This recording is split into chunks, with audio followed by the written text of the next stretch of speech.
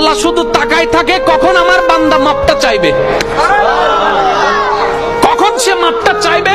মাপ চাওয়া মানে কি? সরি। সরিটা কি? আমি তার সামনে নিজেকে ছোট বানালাম, আমি তার সামনে নিজেকে অনুশোচনায় আনলাম, না আসলে আমার কাজটা ঠিক হয় নাই।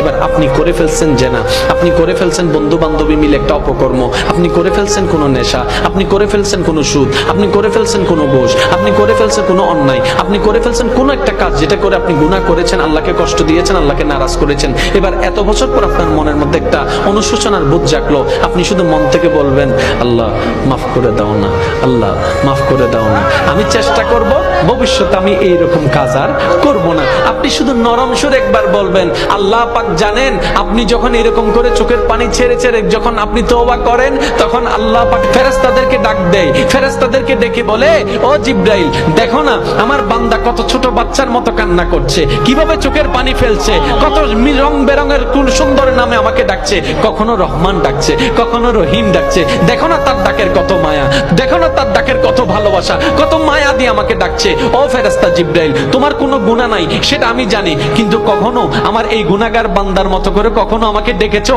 এত ভালোবেসে কখনো ডেকেছো, আমি আল্লাহর সন্তুষ্টি পাওয়ার জন্য কখনো 2 ফোঁটা চোখের পানি তোমরা ফেরেশতারা ফেলেছো? ফেরেশতারা বলে যে আল্লাহ আমাদের গুনাহও নাই, কান্না করার তো কোনো দরকার নাই।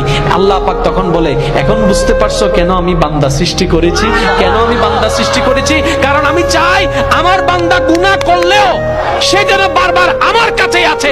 বান্দারে একবার শুধু তওবা কর মন থেকে, আমি তোর একটা তওবার কারণে 1000 গুনাহ মাফ করে দিতে পারি।